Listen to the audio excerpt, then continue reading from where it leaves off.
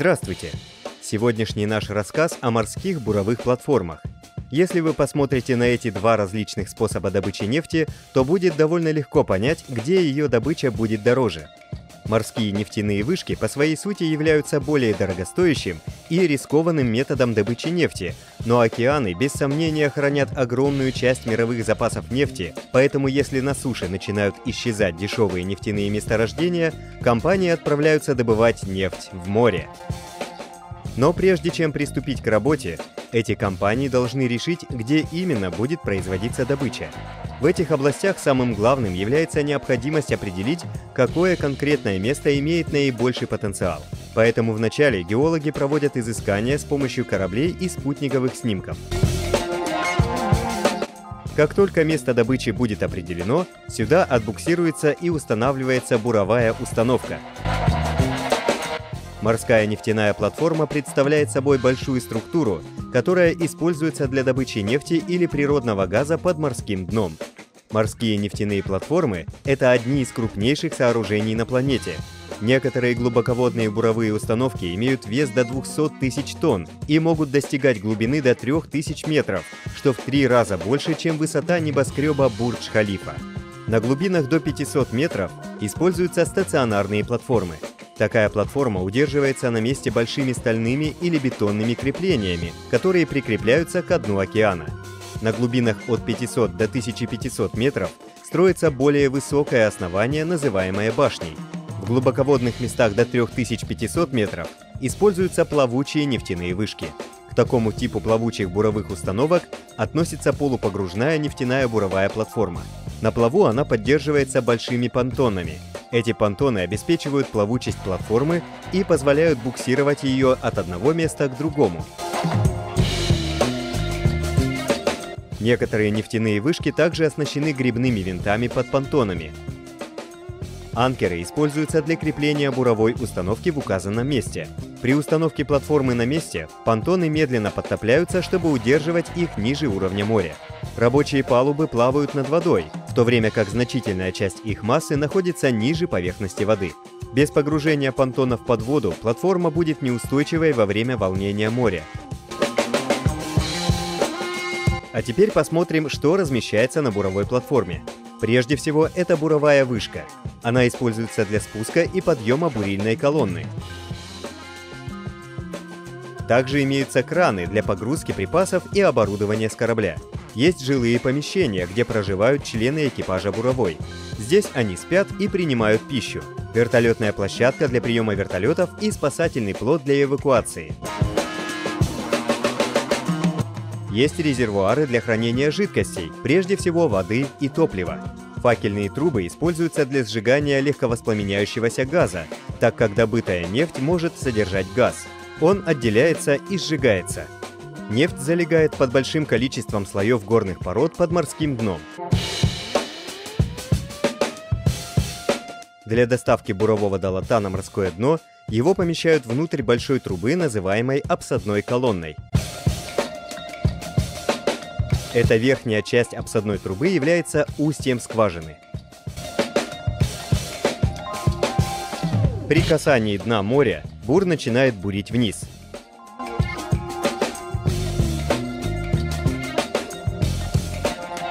Вода под давлением закачивается и выталкивает через обсадную трубу всю грязь и камни. Когда обсадная труба опустится достаточно глубоко, она остается на этом уровне, а буровое долото продолжает опускаться дальше. Затем долото вытаскивают из скважины и устанавливают обсадную трубу меньшего размера. Для укрепления скважины закачивается цемент и буровой раствор. Для их разделения используется специальная пробка. Она продавливается вниз и обеспечивает покрытие цементом обсадной трубы снаружи. Таким образом, труба закрепляется, и этот процесс повторяется каждый раз в ходе углубления. Когда бур приближается к слою нефти, очень сильно возрастает роль устройства, называемого противовыбросовым превентором. Он устанавливается наверху устья скважины. Его задача предотвращать любую аварию, вызванную выходом нефти под высоким давлением из-под земли. Нефть может выйти с экстремальным давлением, и это называется выбросом. Он может привести к потенциально катастрофическому событию. Герметизация скважины с помощью превентора предотвращает открытое фонтанирование нефти и, как следствие, предотвращает возникновение пожара или загрязнение окружающей среды. Добываемая нефть по подводному трубопроводу, проложенному по морскому дну, доставляется на берег.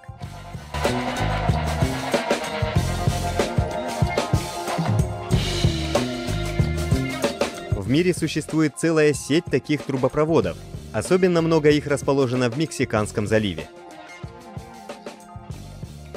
Так как же эти гигантские платформы попадают в середину океана? Все начинается со строительства базы буровой на берегу.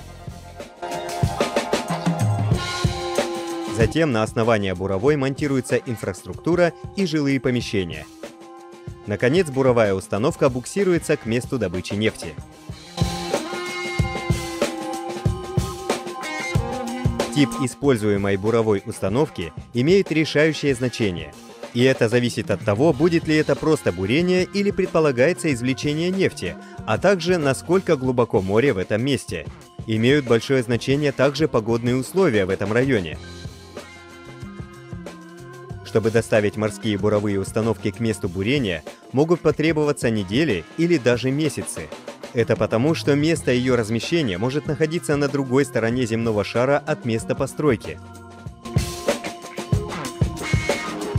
Так, гигантская полупогружная буровая установка Appomattox, крупнейшая платформа компании Shell в Мексиканском заливе, совершила эпическое путешествие длиной 23 335 километров. Ее доставили с места постройки в Южной Корее в район Мексиканского залива, пересекший при этом 3 океана. Это было непростое путешествие.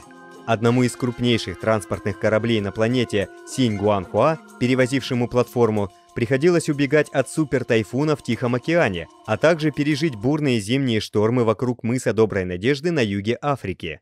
Однако катастрофический ураган Харви чуть не уничтожил буровую установку Appomattox в Мексиканском заливе, но благодаря тщательному планированию она была спасена. Такие морские нефтяные платформы, установленные однажды в одном месте, часто остаются без движения в течение многих лет. Они предназначены именно для длительной работы на одном месте. Нефтяные платформы работают совершенно иначе, чем суда. Обычно смена на борту платформы работает по 12 часов в день, и так каждый день в течение 2 или 3 недель. Затем эти рабочие на 2-3 недели отправляются на берег для отдыха. Такая плотность рабочего времени означает, что требуется меньше людей на борту для работы в одно и то же время. Но это в то же время означает, что между берегом и буровой установкой необходимо поддерживать постоянную связь. Для этого используются вертолеты. В последние десятилетия появилось множество крупных компаний, занимающихся обслуживанием морских нефтяных вышек. Нефтяное месторождение в Северном море, где большинство платформ принадлежит или управляется Великобританией, в основном связано с Абердином в Шотландии, где расположен основной региональный аэропорт.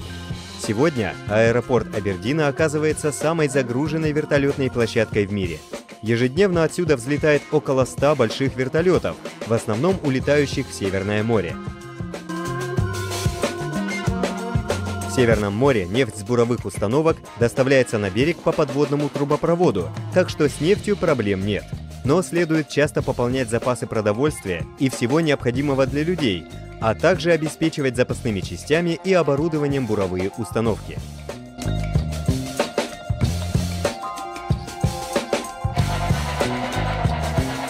На борту платформы, по сути, есть 3 типа рабочих мест. Производственные – это те, кто непосредственно занимается добычей и переработкой нефти. Техническое обслуживание – это те, кто поддерживает объекты и оборудование в рабочем состоянии. И, наконец, сервисное обслуживание – это те, кто готовит пищу или убирает помещение, оказывает услуги остальным членам команды. Компании, работающие с нефтяными платформами, всегда стремятся свести к минимуму максимально возможное количество людей, работающих на борту. Прежде всего, дорого перевозить и обеспечивать этих рабочих, К тому же их зарплаты значительно выше, чем те, что получают рабочие нефтяной промышленности, работающие на суше. Средняя зарплата работников буровых платформ в Великобритании составляет около 60-70 тысяч долларов в год, что почти вдвое превышает среднюю заработную плату по стране. И такие высокие зарплаты оправданы. Работа на платформе требует высокой точности, поэтому буровики, как правило, являются высококвалифицированными инженерами-нефтяниками или инженерами-механиками. Они обязаны пройти базовый инструктаж по технике безопасности на море и обучению действиям в чрезвычайных ситуациях. Недаром компании вкладывают большие средства, чтобы обеспечить безопасность людей на этих платформах. На каждой платформе оборудована пожарная комната, а все работники должным образом обучены пользованию спасательным пожарным оборудованием и имеют навыки по оказанию первой медицинской помощи. Всякий раз, когда возникает пожарная опасность, срабатывает специальная сигнализация. Рабочие направляются к месту сбора в теплой одежде ярко-оранжевого цвета.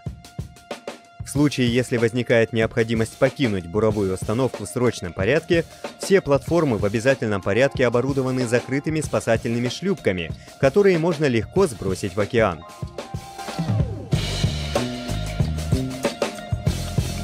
Для этого работников обучают действиям, как спасаться с нефтяной платформы, а также как эвакуироваться с помощью вертолета. Они получают навыки выживания в открытом море. Кроме того, все владельцы буровых установок также должны строго выполнять ряд технических и эксплуатационных требований по планированию и проведению эвакуации. Изнутри эти платформы очень похожи на корабли. Буровые установки работают круглосуточно. Это означает, что ежедневно 2 бригады рабочих работают на ней посменно по 12 часов. Чтобы рабочие чувствовали себя как можно более комфортно в нерабочее время, на большинстве буровых установок имеются игровые комнаты, кинозалы и тренажерные залы. Есть также прачечная и кафе с закусками и напитками. Имеется хотя бы один общий обеденный зал.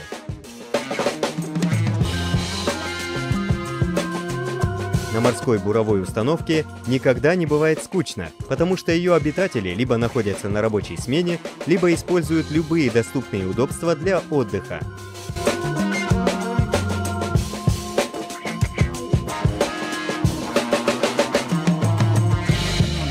В каждой каюте, как правило, имеется от 2 до 4 двухъярусных кроватей и общая ванная комната с кабиной. Все это помогает снять стресс. Ведь изоляция в море в течение нескольких недель может сказаться на психическом здоровье. А на рабочем месте не должно быть ошибок. Ошибки могут оказаться смертельными для всех работников на борту.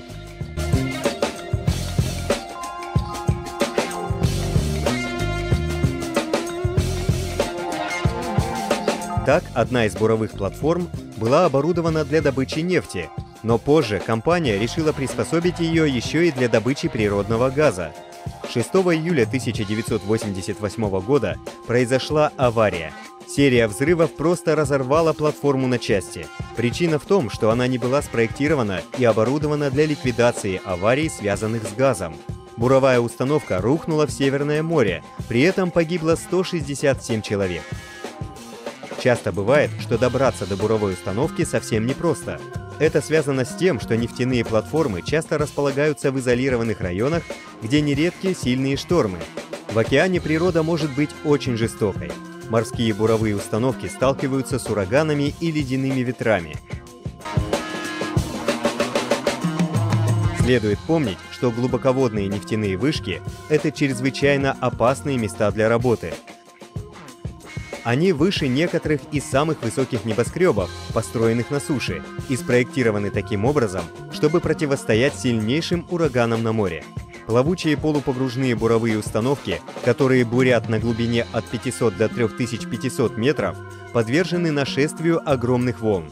Также они сталкиваются с водорослями, а в плохую погоду они рискуют столкнуться с проходящими кораблями.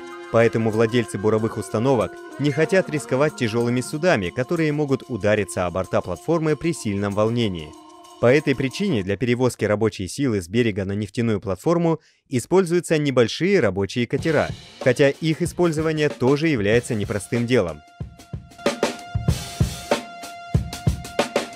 Одним из способов перемещения работников с платформы на катер и обратно является использование специальной подъемной корзины.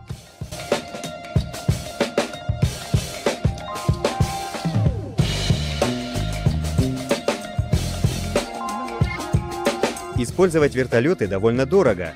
Они чаще всего используются, когда на море плохая погода, а необходимо провести смену рабочих команд. Поэтому большинство современных нефтяных платформ оборудованы посадочными площадками для вертолетов. Гарантия безопасной доставки на платформу очень важна для рабочих, поскольку здесь им предстоит выполнение различных сложных задач. На платформе работают работники различных специальностей. Помимо производственных профессий, немаловажная роль, например, принадлежит медицинскому персоналу, который обслуживает оборудованный лазарет. На нефтяной платформе медики, как правило, работают по 12-часовым сменам, при этом оставаясь на круглосуточной связи. Каждые 2 недели они возвращаются на Землю после окончания смены.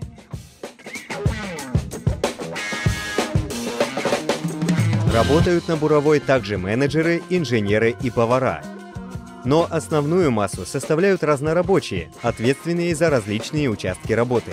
Эти рабочие обеспечивают бесперебойную работу буровой установки изо дня в день.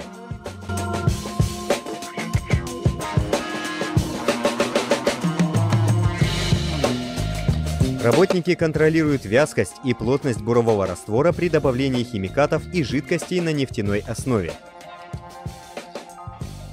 Одна из важнейших профессий – это диспетчер службы эксплуатации буровой установки.